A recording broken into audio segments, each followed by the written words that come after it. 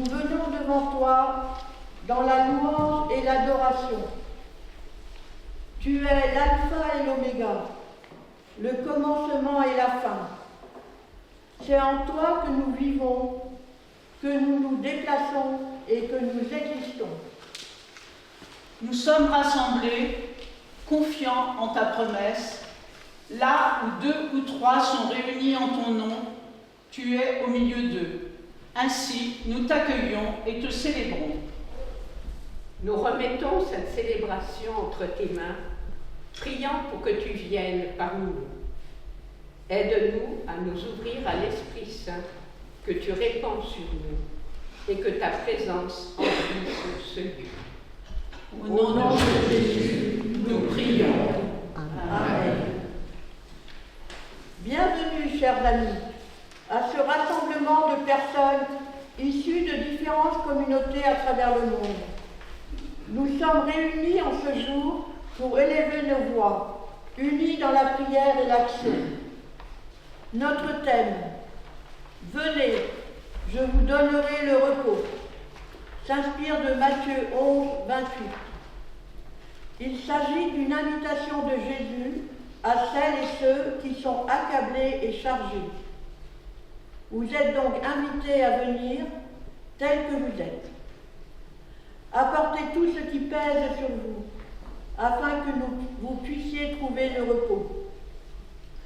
Les femmes chrétiennes du Nigeria nous appellent, où que nous soyons dans le monde, à venir trouver ici du repos.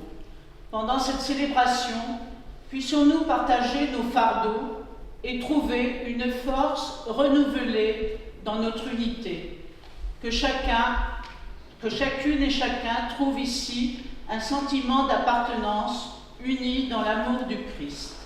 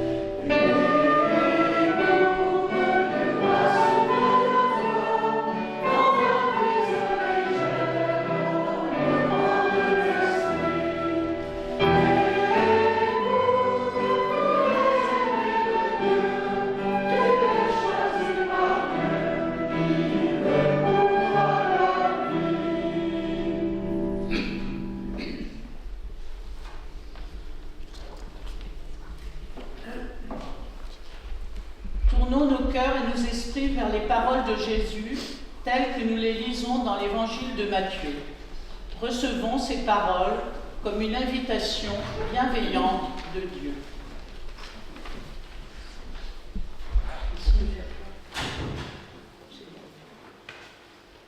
Venez à moi, vous tous qui peinez sous le poids du fardeau, et moi, je vous donnerai le repos. Prenez sur vous mon joug et mettez-vous à mon école, car je suis doux et humble de cœur, et vous trouverez le repos de vos âmes. Oui, mon joug est facile à porter et mon fardeau léger. Venez à Jésus, vous toutes et tous qui êtes fatigués. Nous arrivons. Venez à Jésus, vous toutes et tous qui portez de lourds fardeaux. Nous arrivons. Dieu vous donnera le repos. Dieu nous donnera le repos. Prenez le joug que Jésus vous offre. Il est facile, il est léger. Nous recevons ce joug. Apprenez de celui qui est doux et humble de cœur. Nous vos âmes trouveront le repos. Nous rendons grâce à Dieu.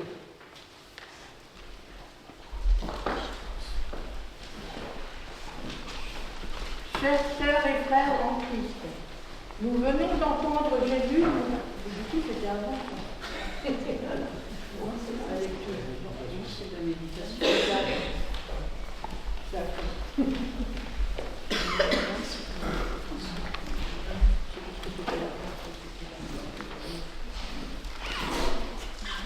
Bonsoir à tous. Je ne sais pas, vous m'entendez? Peut-être pas trop, je n'ai pas une grosse voix.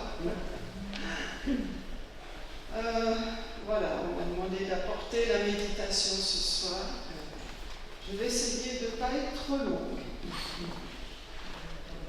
Venez à moi, vous tous qui peinez sous le poids du fardeau, et moi je vous donnerai le repos. Prenez sur vous mon joug, et mettez-vous à mon école, car je suis doux et humble de cœur, et vous trouverez le repos de vos âmes. Oui, mon joug est facile à porter, et mon fardeau léger.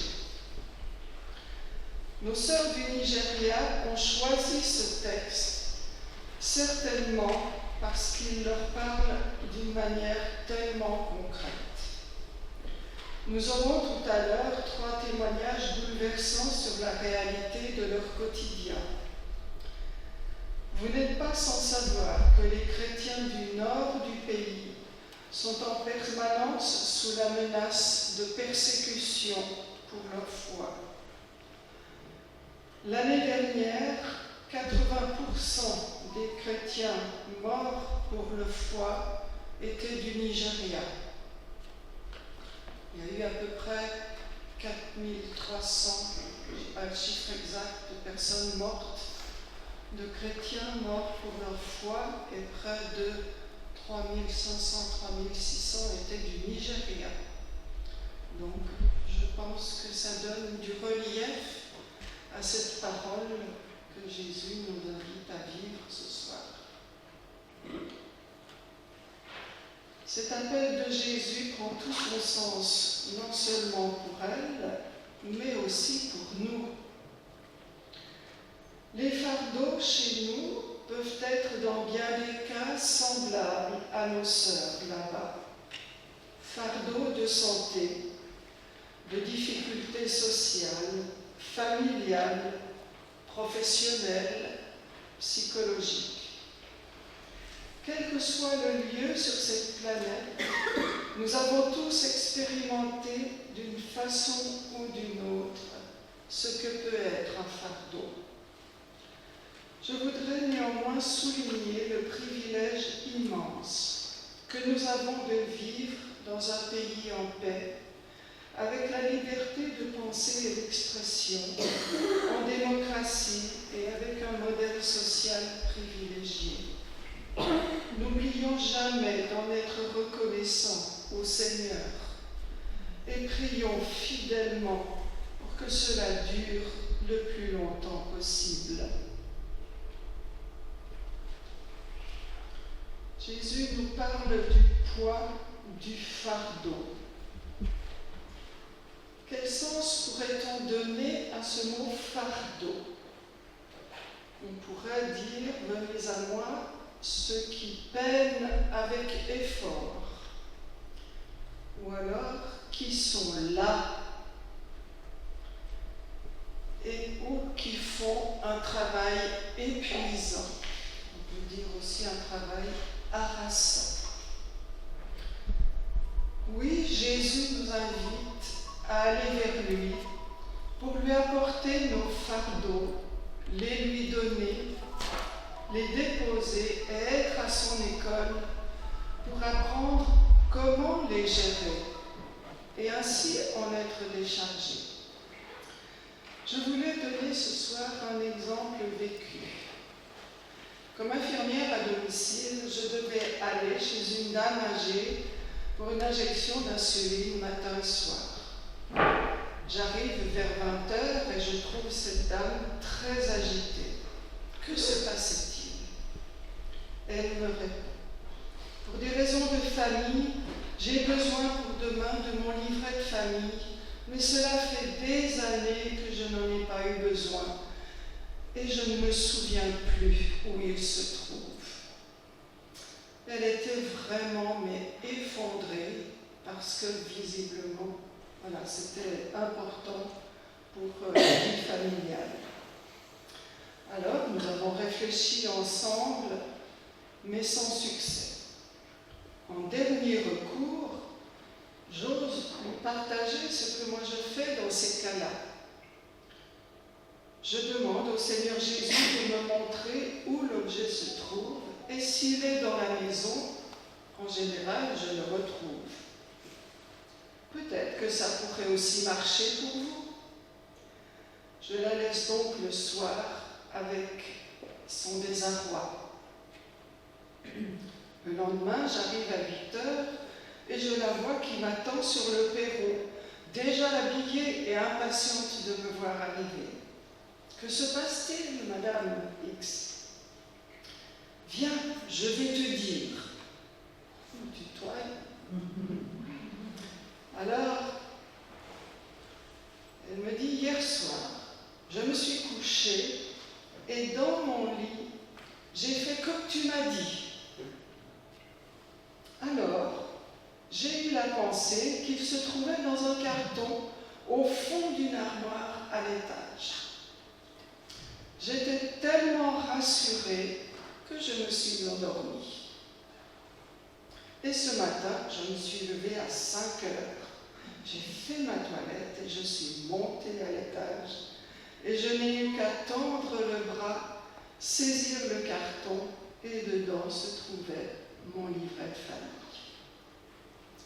Tu vois, moi, je savais bien qu'il existait quelque chose. Ce qui n'était pas innocent pour cette femme, puisqu'elle venait d'une famille qu'on appelait à l'époque les Rouges. Oui, notre Dieu est avec nous tous les jours de notre vie et il prend soin de nous. Nous avons évoqué la question des fardeaux et la suite de la soirée en fera encore état. Alors je voulais m'arrêter sur la question du repos. De quel repos Jésus nous appelle à vivre? Pour nous, cela peut signifier les vacances, le dimanche, des RTT, se calmer pour diminuer notre stress. Mais dans notre texte, ce mot peut avoir aussi un autre sens. Il s'agit de cessation de travail, de rafraîchissement. Alors, étonnamment, ça n'est pas notre société du XXe ou XXIe siècle qui a inventé cette notion de repos. Nous la trouvons déjà dans la Genèse. Dieu en est l'auteur. Il créa l'univers en 6 jours, et le 7e, il se reposa. Il cessa son travail, car tout était fait. Il institua ce jour pour interrompre nos activités et se tourner vers lui pour lui rendre honneur, reconnaissance, louange, car nous lui devons tout. C'est notre dimanche actuel. Quand Jésus nous donne cette promesse de ce repos, il en est de même. De quel travail devons-nous nous arrêter? Quel lien y a-t-il entre les fardeaux et le repos? Eh bien, la réponse peut se trouver dans le texte qui précède le nôtre, dans le chapitre 11. Je n'ai pas le temps de le lire ici, mais peut-être que vous pourrez le lire ce soir à la maison, ce chapitre 11 de Matthieu, où Jésus reproche à beaucoup de personnes, là où il était, de ne pas le reconnaître, lui, comme le Messie, au vu de tous les miracles qu'il accomplissait. Et il reprochait à plusieurs villes cette attitude, ce refus de se repentir et de le reconnaître lui. Et c'est là qu'il dit que ce sera que cette révélation de la communion du Père avec le Fils ne sera pas pour les sages et les intelligents, mais pour les enfants. Pouvoir vivre en communion avec le Père et le Fils. Mais pour cela, l'œuvre de la réconciliation est obligatoire. Et c'est celle de Jésus. Il est mort pour notre péché et ressuscité pour que nous ayons la vie et la vie éternelle. C'est ce cadeau de Dieu qui nous gracie. Au vu du texte précédent, le fardeau dont Jésus parle est celui de la pratique de la loi, de pratique religieuse.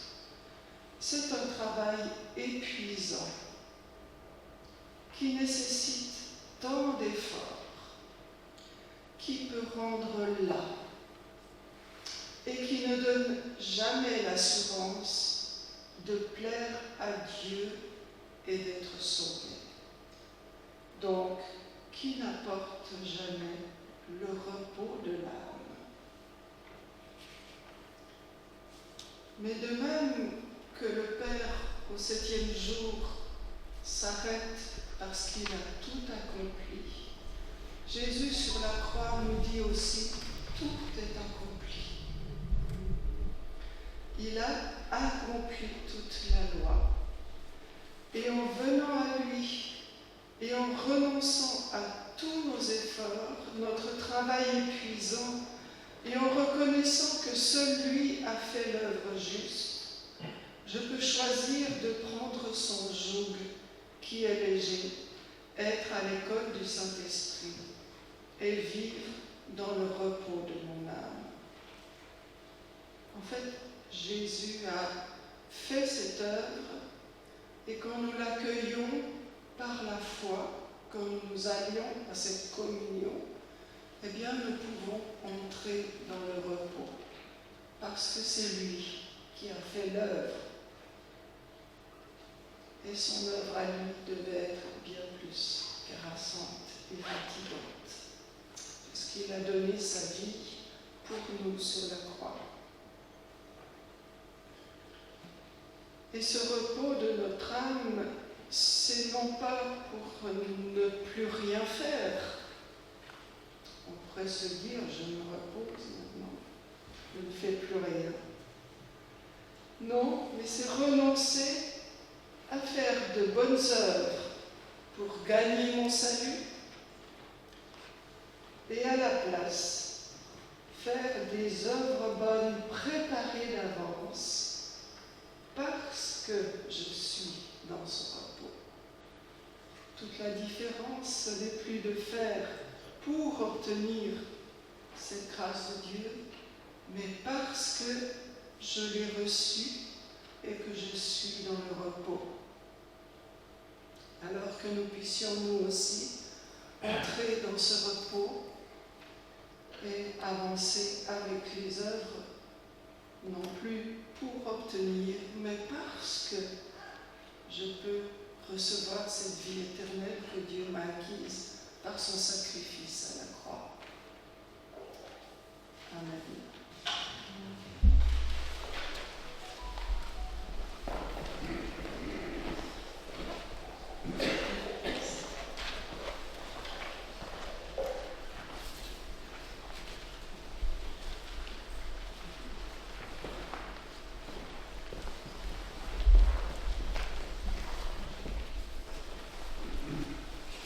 Chères sœurs et frères en Christ, nous venons entendre Jésus nous inviter à nous approcher de lui, à apporter nos fardeaux, à trouver le repos pour nos âmes. Écoutons 3 témoignages de nos sœurs nigérianes, reflets de leur expérience et de leur lutte. Un proverbe nigérian dit « La douleur d'une seule personne est la douleur de tous ». Ces récits n'ont pas pour but de nous mettre au désespoir, mais plutôt de montrer comment Dieu donne véritablement le repos, même dans les pires situations. Puisse l'Esprit Saint s'adresser à nous inspirer à élever nos voix dans la prière avec toutes celles et ceux qui portent de lourds fardeaux dans le monde. Nous formons un seul corps en Christ. Lorsqu'une partie souffre, nous souffrons ensemble. Lorsque l'une trouve le repos en Jésus, nous nous réjouissons ensemble. Ouvrons nos oreilles pour entendre nos cœurs recevoir et nos esprits pour comprendre.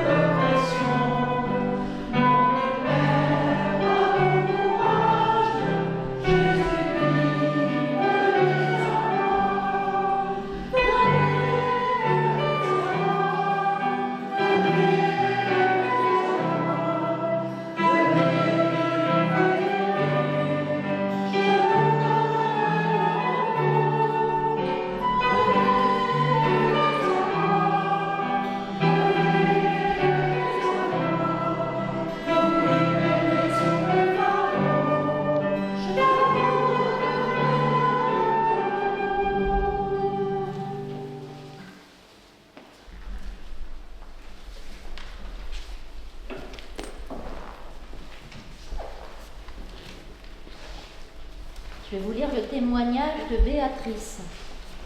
Les lourdes conséquences du veuvage. Je m'appelle Béatrice. À l'âge de 28 ans, je suis devenue veuve lorsque mon mari a été tué lors d'un affrontement dans un conflit communautaire. Ce jour-là, j'ai perdu non seulement mon partenaire, mais aussi ma place dans la société. Je me suis retrouvée brutalement seule, avec 3 jeunes enfants, face à un monde qui semblait m'avoir tourné le dos. Les difficultés auxquelles j'ai été confrontée en tant que veuve au Nigeria étaient écrasantes. La pauvreté nous a frappés de plein fouet. J'ai perdu notre principale source de revenus et j'ai eu du mal à trouver du travail en tant que maman solo. Je pensais que ma belle famille nous soutiendrait. Au contraire, elle m'a traitée avec suspicion et a tenté de s'approprier le peu de biens que mon mari avait laissés à sa mort. Certains jours, je ne savais pas comment nourrir mes enfants ou payer les frais de scolarité. Cependant, dans les moments les plus sombres, j'ai trouvé la force dont j'avais besoin dans ma foi en Dieu et auprès de la communauté d'autres veuves. J'ai participé à un programme de soutien organisé par mon Église. On avait demandé à 50 veuves d'y participer, mais des centaines se sont présentées. Ce jour-là, j'ai réalisé que je n'étais pas seule à me battre. Le plus inspirant pour moi a été la résilience et la foi de mes compagnes, veuves comme moi. Malgré ma difficulté, nous étions nombreuses à nous accrocher au Christ, trouvant du réconfort auprès de Jésus, porteur de nos fardeaux. J'ai vu de jeunes veuves avec de jeunes enfants œuvrer inlassablement au service de l'Église. Leur foi restait inébranlable malgré les circonstances. À la suite du décès de son mari, une femme de notre communauté a lancé un programme de soutien aux autres veuves. Elle a encouragé les gens à donner des vêtements, du riz et de l'argent pour nous aider. Son action m'a incité à faire de même. Aujourd'hui, J'utilise le peu de ressources dont je dispose pour en soutenir d'autres. Ensemble, nous sommes plus fortes. Malgré ce que nous vivons, nous restons fidèles à nos familles et à la mémoire de nos maris. Alors que les veufs se remarient souvent rapidement, nous, les veuves, nous nous concentrons sur l'éducation de nos enfants et sur la cohésion familiale. Ce n'est pas un chemin facile, mais grâce à notre foi et à la communauté, nous trouvons la force d'avancer. Le fardeau est lourd, mais nous apprenons à le déposer aux pieds de Jésus, trouvant ainsi le repos dans sa promesse.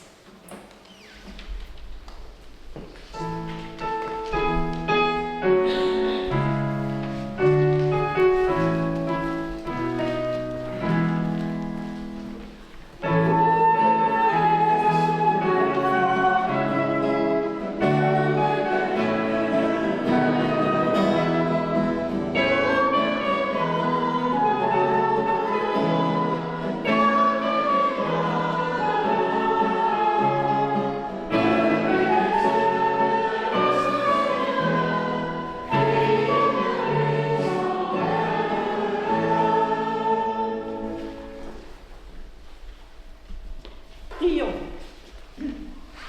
Dieu de compassion, toi qui portes notre fardeau, nous savons que tu nous vois. Tu vois la discrimination à laquelle tant de personnes sont confrontées. Les femmes, les veuves, les minorités, les pauvres. Certaines sont surchargées de travail. Elles ont le dos démoli par leur travail en usine, dans les champs et en servant dans les maisons, tandis que d'autres ne trouvent pas de travail pour nourrir leur famille. Dieu de grâce, intervient pour nous. Dieu de grâce, merci pour la résilience et l'ingéniosité de toutes celles et ceux qui restent fidèles à leur foi dans des circonstances difficiles. Que leur exemple nous inspire et nous pousse à construire un monde meilleur. Dieu Tout-Puissant, nous avons déjà vu ta main agir. Tu as ouvert les flots de la mer Rouge pour ton peuple. Maintenant, sépare les flots de l'injustice qui noient tant de personnes dans le monde.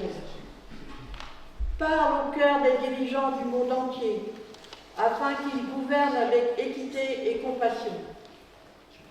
Touche le cœur des communautés pour qu'elles changent leur attitude et leur action à l'égard des marginalisés.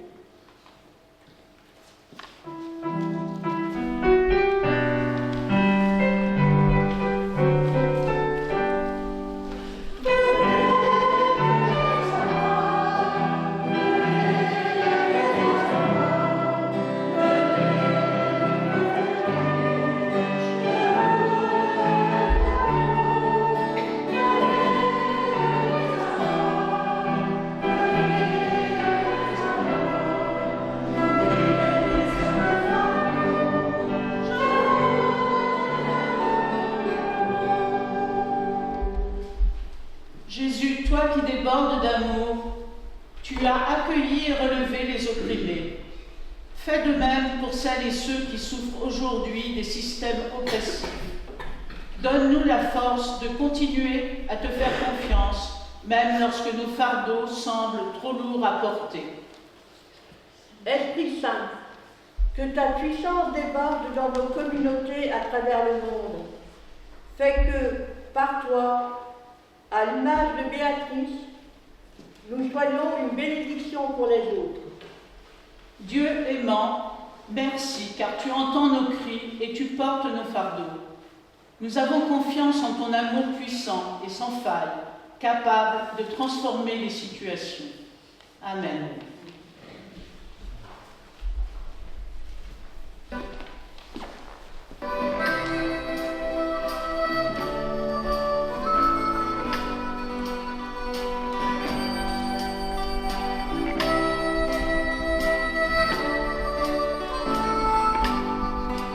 Figlio da seguito Taboruma, Ikeo, Kolababu, Ikwesi, Ikodamo, Jesus say, Ibiakute, Biakute, Biakute,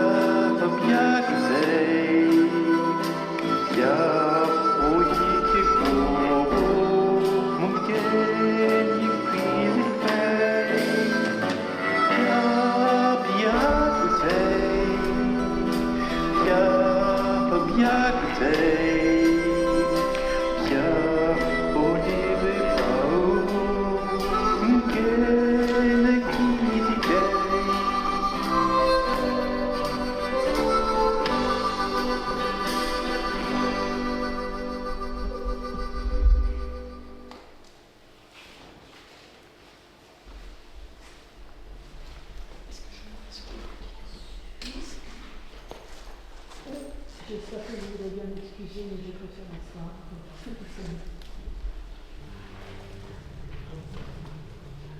Non, ça. Je pense que ça va. Le poids de la persécution religieuse et le témoignage de Jato. Je m'appelle Jato et je suis une maman chrétienne. Je vis dans le bord nord du Nigeria. Chaque jour, lorsque j'envoie ma fille Amina, de 14 ans, à l'école, mon cœur se serre d'inquiétude. Amina a l'âge qu'avait Léa Charnibou lorsqu'elle a été kidnappée dans son école de Dapchi, à quelques heures d'ici. L'histoire de Léa me hante. Une jeune fille inébranlable dans sa foi, qui a refusé de renier le Christ malgré sa captivité. Cela fait 8 ans que Boko Haram l'a kidnappée et elle est toujours leur prisonnière. Chaque fois que je regarde Amina, je ne peux m'empêcher de penser « et s'ils avaient kidnappé ma fille à moi ?» Il n'est pas facile de vivre sous la menace d'une persécution religieuse. Dans ma région, des chrétiennes et des chrétiens sont tués simplement en raison de leur foi. Mais par la grâce de Dieu, nous parvenons à vivre aux côtés de nos voisins musulmans. Par contre, dans le sud-ouest du pays, au Yorubaland, chrétiens et musulmans vivent ensemble comme une grande famille. Je me demande souvent ce que ma foi exige de moi face à la persécution religieuse.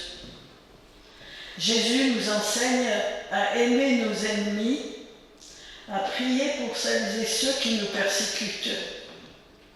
Ce n'est pas facile, croyez-moi. Certains jours, lorsque j'entends parler d'un nouvel attentat, d'un nouvel enlèvement, je sens mon cœur se remplir de colère. Mais je me souviens alors qu'être chrétienne, c'est être à l'image du Christ. Ces conflits ne datent pas d'hier. Déjà à l'époque de Jésus, il y avait des affrontements entre différents groupes. Et Jésus nous a montré une autre voie. Il nous appelle à faire preuve d'amour, même envers celles et ceux qui semblent n'avoir aucun respect pour la vie. Au début, ça paraît un joug lourd à porter, mais Jésus promet que son joug est facile et son fardeau léger. Comment trouver son fardeau léger? Uniquement par la grâce de Dieu. Lorsque je prie avec Amina chaque matin avant son départ pour l'école, je lui rappelle les paroles de Jésus. En ce monde, vous êtes dans la détresse, mais prenez courage, j'ai vaincu le monde. Notre force ne nous vient pas de l'attente d'une vie facile. Au contraire, elle est enracinée dans notre conscience que le Christ marche à nos côtés dans nos épreuves. Face à la persécution, nous n'attendons pas simplement d'être secourus. Nous vivons activement notre foi, sachant que chaque acte d'amour et de pardon est un témoignage de la puissance immuable du Christ dans nos vies. L'histoire de la jeune Léa nous rappelle le prix d'une telle foi. Et elle nous montre aussi son pouvoir. À Damaturu, une petite communauté chrétienne se réunit toujours pour prier pour le retour de Léa. Leur espoir, leur foi tenace, m'inspire à continuer à croire, à continuer à aimer, à continuer à vivre aux côtés de tous mes voisines et voisins, musulmans et chrétiens. En regardant Amina partir à l'école chaque matin, je prie non seulement pour sa sécurité, mais aussi pour son cœur. Je prie pour qu'elle ait, comme Léa, la force de rester ferme dans sa foi. Et je prie également pour qu'elle ait l'amour qui lui permet de voir l'image de Dieu en chaque personne qu'elle rencontre, quelle que soit sa foi. Nous trouvons le repos en Dieu, non pas en entretenant la haine et l'intolérance, mais en laissant l'amour du Christ passer à travers nous, même face à la persécution. C'est un choix à faire chaque jour. En faisant ce choix, nous découvrons que nos fardeaux deviennent vraiment légers.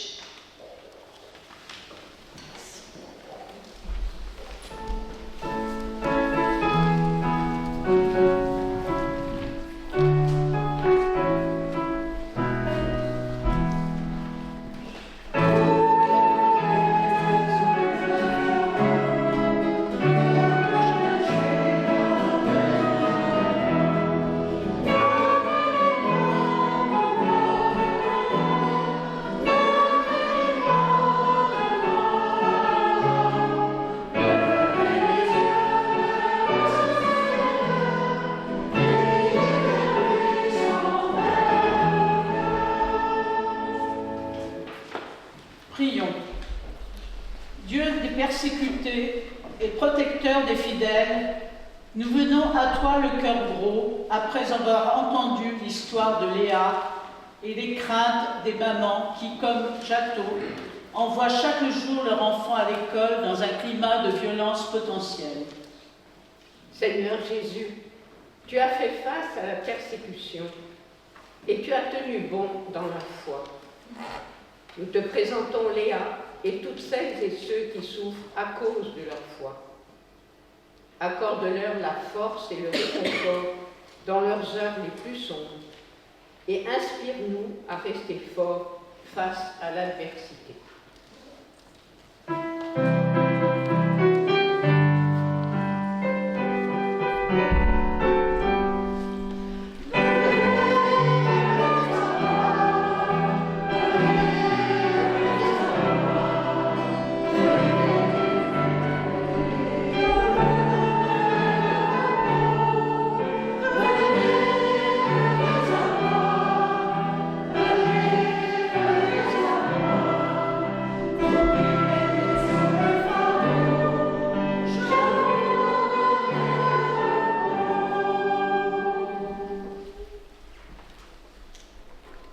Esprit Saint, nous nous faisons les porte-parole des personnes déplacées par la violence, forcées de fuir de chez elles et de devenir des réfugiés dans des pays inconnus. Abrite-les sous tes ailes en répondant à leurs besoins et en les guidant vers la sécurité et vers de nouveaux départs. Dieu de justice, nous confessons les péchés qui déchirent l'étoffe de notre société. L'intolérance qui engendre la peur, la haine qui alimente la violence, l'indifférence qui perpétue l'injustice. Brise toutes les chaînes qui nous entravent et nous sépare de notre prochain.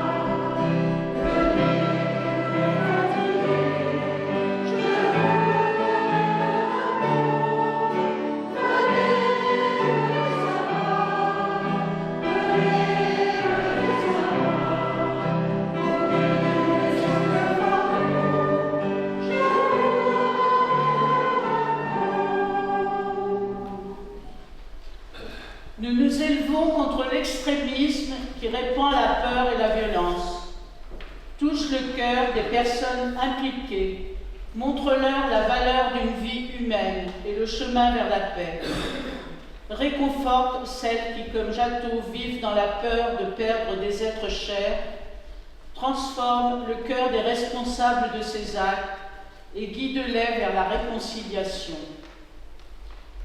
Jésus, toi qui portes notre fardeau, aide-nous à prendre sur nous ton joug d'amour et de pardon. Fortifie-nous pour résister au mal, opter pour l'amour et être des acteurs de changement positif. Renouvelle nos esprits et nos cœurs en nous guidant dans la justice, afin que nous puissions t'honorer et bénir les autres, même ceux qui nous persécutent.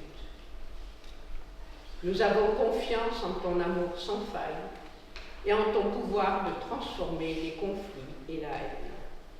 Amen.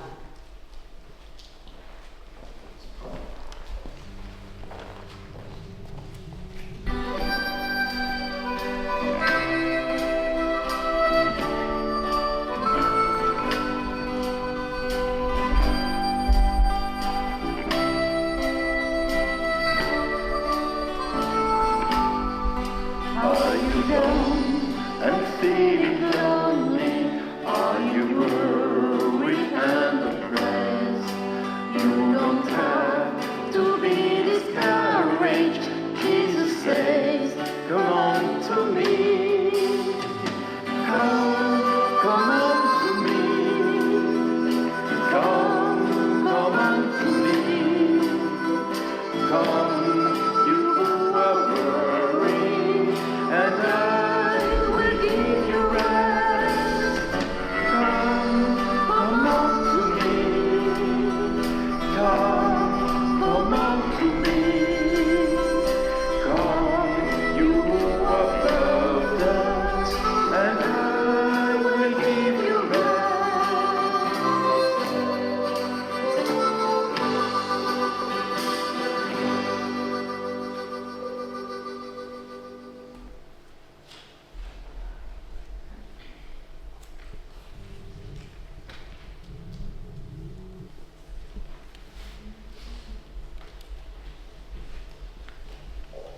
Histoire de Blessing.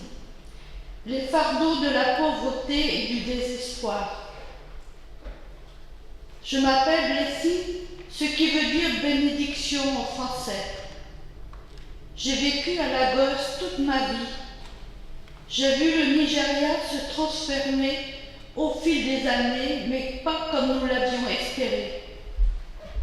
Nous rêvions de progrès, d'une vie meilleure pour nos enfants, mais au lieu de cela, nous avons observé notre pays s'enfoncer dans la pauvreté et le désespoir. Chaque jour, je constate les effets néfastes de cette situation sur nos esprits et sur notre morale. C'est comme si nous étions piégés dans un cycle de désillusion. Nous avons si souvent été déçus que même lorsque de bonnes choses se présentent à nous, nous avons peur d'y croire. C'est le Nigeria d'aujourd'hui. Nous avons cessé de croire que les choses peuvent s'améliorer. Le gouvernement semble totalement concentré sur lui-même et pas du tout sur nous. Les salaires de la plupart des gens ne suffisent pas pour vivre, alors que quelques privilégiés gagnent des fortunes. Un sac de riz aliment de base, est désormais un luxe pour de nombreuses familles. Nos jeunes, brillants et pleins de potentiel, ne trouvent pas de travail. Certains sombrent dans le désespoir et ils sont bien trop nombreux à se suicider. D'autres se tournent vers la criminalité, enlèvement, banditisme, prostitution. C'est un cercle vicieux.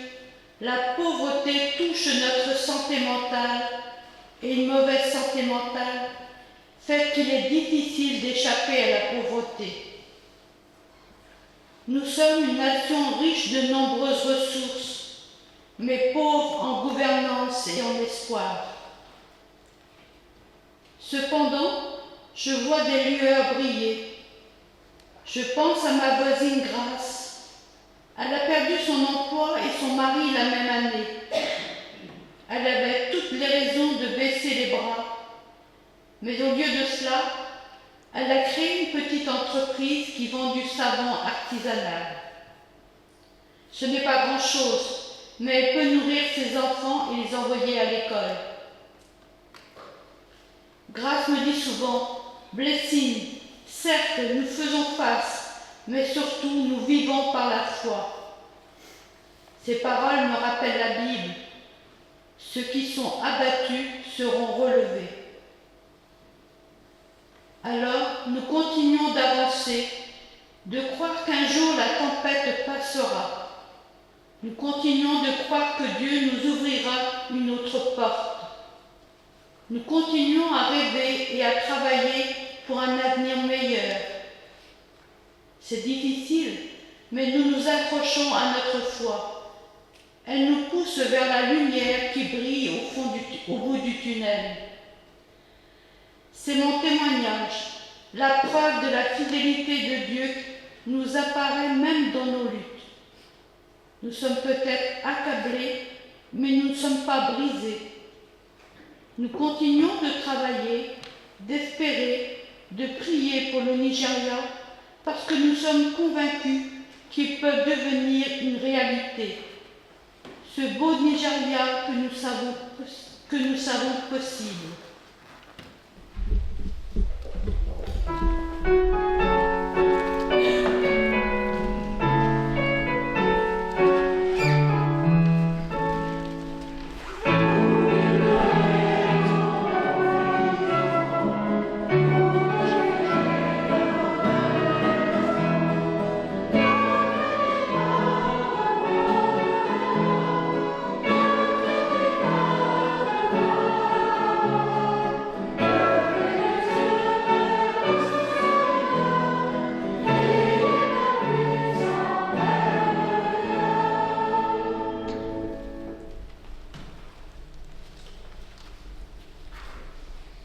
Prions.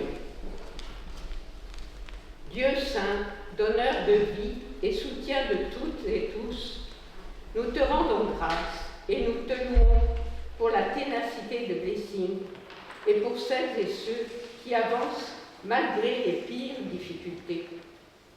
Continue à les fortifier et à les réconforter. Dieu, tu connais la pauvreté qui sévit dans de nombreux pays. Les enfants se couchent le ventre vide. Les familles luttent pour satisfaire leurs besoins fondamentaux. Tu es nommé Adonai Jireh, Dieu qui pourvoit. Nous t'implorons. Nous te présentons celles et ceux qui vivent avec des problèmes de santé mentale, souvent exacerbés par la pauvreté, le stress et les difficultés de la vie quotidienne. Réconforte les personnes qui envisagent de se suicider et montre-leur que leur vie a une valeur incommensurable à tes yeux. Nous prions également avec toutes les personnes confrontées à d'autres problèmes de santé. Nous nous souvenons en particulier du fardeau que représente le paludisme. Il sévit toujours dans notre monde. Nous prions pour une meilleure gestion de l'environnement et de meilleurs soins de santé afin de lutter contre cette menace persistante.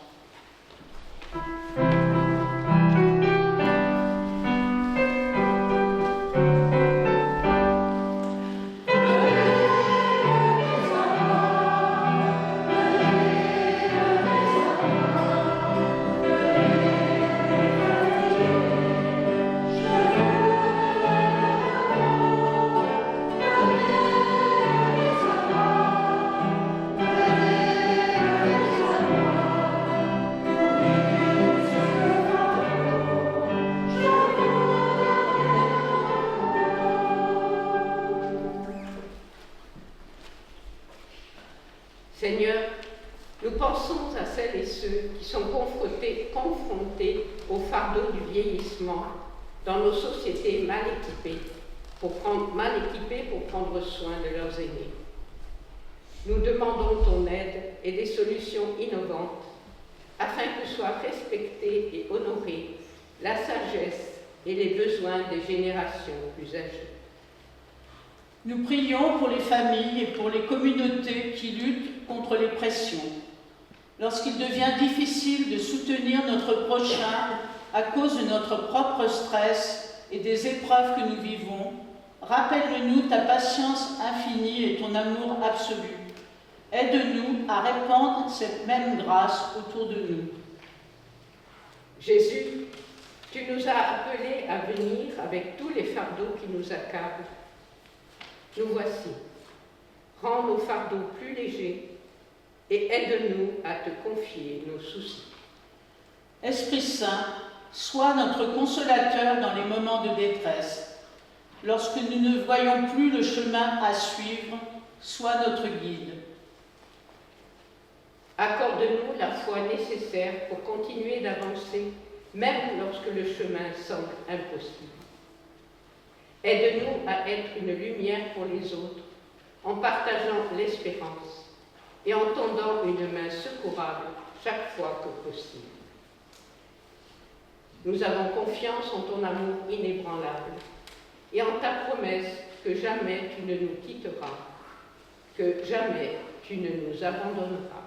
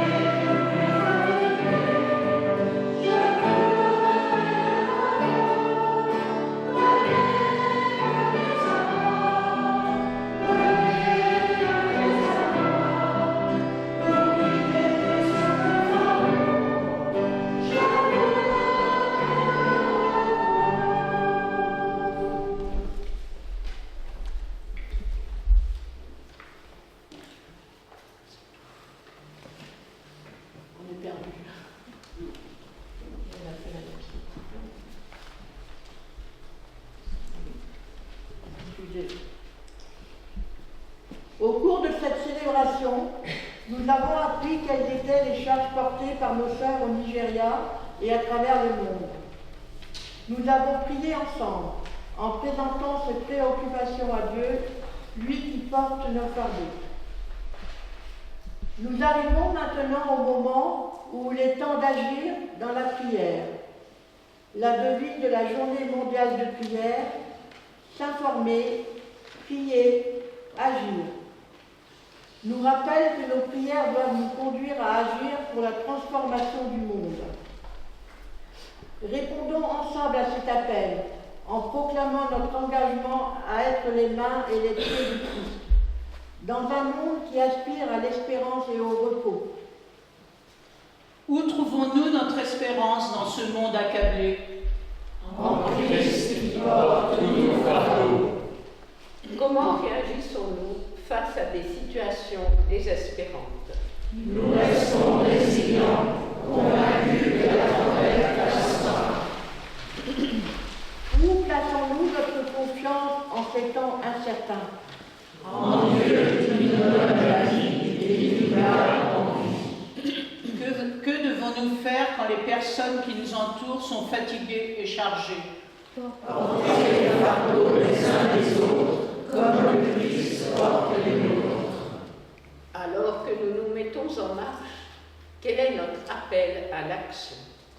Vivre en nous informant, en priant et en agissant. Et avec les paroles du Christ, nous prions ensemble. Amen.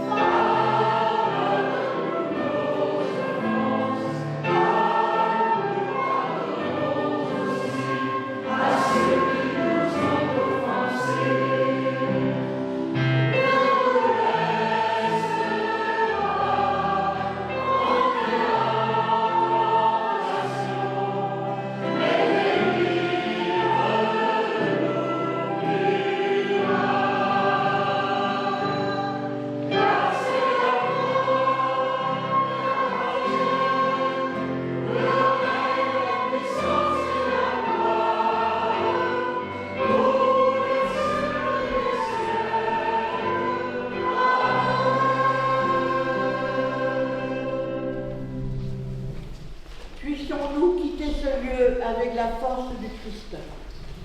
Nous quittons tous ceux qui rendent une voix d'espérance et d'amour pour être lumière dans le monde. Nous poursuivons maintenant avec un temps dédié aux offrandes. On va vous présenter les projets d'offrande pour le Nigeria.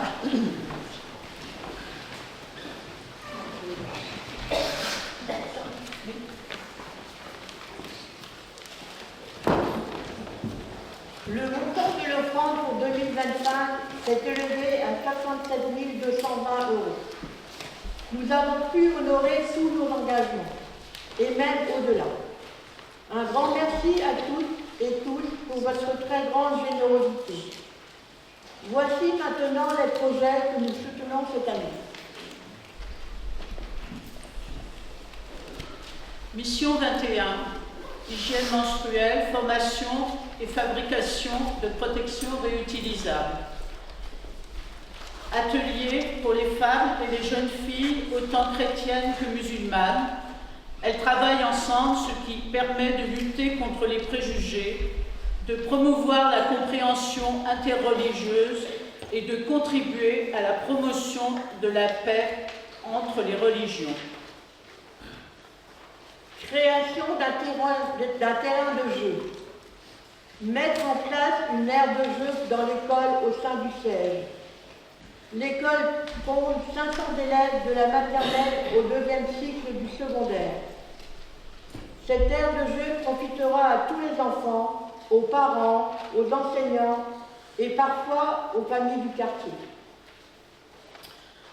Mission lèpre au Nigeria. Améliorer l'accès à l'eau potable par la reconstruction de forages et intégration d'un système de pompage à énergie solaire. Former la communauté à l'entretien de base et au dépannage du forage et du système solaire. Les bénéficiaires de ce projet sont 1200 personnes atteintes de la lèpre, hommes, femmes et enfants, vivant dans la communauté d'Amanawa, dans l'état de Sokoto. Apprentissage du français. Apprentissage du français pour les victimes de la traite des êtres humains à des fins d'exploitation sexuelle. Cet apprentissage est essentiel pour l'insertion sociale et professionnelle des personnes. Ces cours créent des liens forts entre les élèves et leurs professeurs, contribuant à rompre l'isolement et à redonner du pouvoir d'agir. Soutien post-traumatique. Accompagner les chrétiens traumatisés par la persécution, femmes enlevées et abusées par des extrémistes ou dont le mari a été tué, enfants et jeunes devenus orphelins. L'association leur offre un suivi psychologique et post-traumatique individualisé ou dans des groupes de soutien, des camps pour enfants avec suivi post-traumatique. Distribution de Bibles aux enfants. Au Nigeria, offrir une Bible à un enfant chrétien, c'est lui donner la possibilité de mieux comprendre la foi pour laquelle ses parents sont persécutés et de grandir en connaissant la parole de Dieu. Aide d'urgence. Fournir une aide aux réfugiés ukrainiens en Moldavie en leur distribuant les bons d'achat de nourriture et de produits d'hygiène. Il s'agit d'alléger le fardeau financier des réfugiés, surtout pour les groupes les plus vulnérables, familles nombreuses, personnes âgées ou handicapées et femmes avec des enfants. Le temps de l'offrande est un moment béni. Dans les églises nigérianes, il est de coutume que les offrandes soient apportées jusqu'aux corbeilles en dansant, pour exprimer ainsi sa joie de donner et de célébrer la générosité de Dieu. Cet acte de danser nous rappelle que le don n'est pas un fardeau, mais une réponse joyeuse à la grâce de Dieu. En donnant aujourd'hui, apportons notre offrande dans ce même esprit de joie et d'action de grâce. On ne va pas vous demander de venir la porter ensemble. Vos dons généreux contribueront à alléger certains des fardeaux pour lesquels nous avons prié aujourd'hui. Que nos dons, comme nos prières, soient une expression tangible de l'amour de Dieu dans le monde. Donc, en arrivant, vous avez reçu un petit caillou. Enfin, vous êtes invité donc à écrire sur ce caillou un fardeau ou plusieurs fardeaux que vous souhaitez confier au Seigneur. Ensuite, vous viendrez le déposer dans la corbeille et vous prendrez un petit signet, déposez votre offrande si vous le désirez, et ensuite donc, vous venez par le fond et vous repartez par le côté. Voilà. Et s'il y a des personnes qui ne peuvent pas se déplacer, on pourra aller vers elles. Et si des personnes n'ont pas de crayon, je crois qu'on en a à fournir, donc voilà. Donc,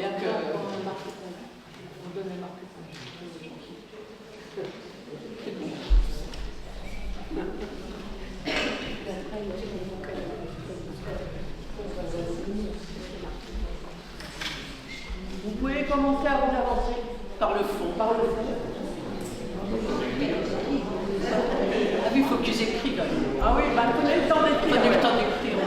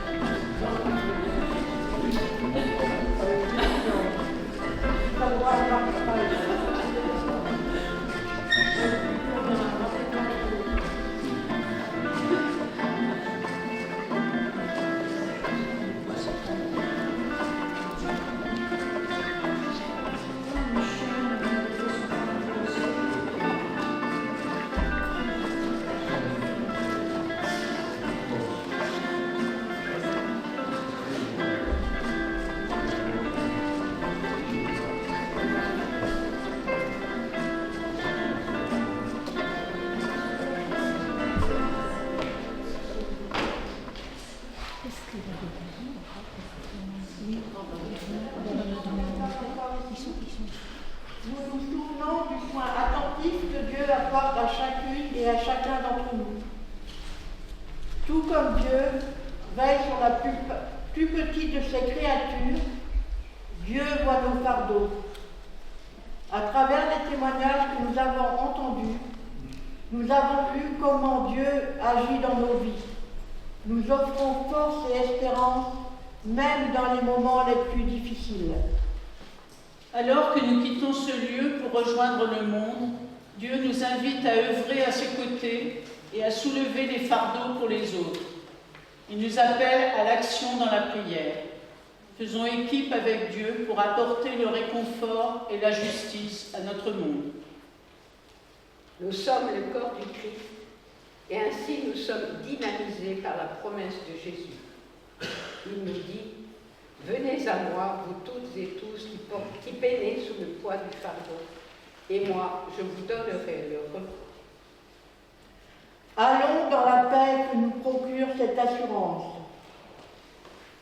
Puisons notre propre repos en Dieu. Devenons pour les autres des chemins vers ce réconfort divin. Amen. C'est maintenant le temps des remerciements. Merci aux Sœurs du Carmel de nous accueillir ce soir. Merci à Annette, Bruno et Guenola pour la musique. Quel plaisir de vous retrouver tous les ans. Grand merci à toi, Annette, de nous avoir aidés à chanter. Merci à celles qui ont prêté leur voix à ces femmes, à toutes nos intervenantes, à celles qui ont préparé cette célébration. Je vais rajouter un petit mot pour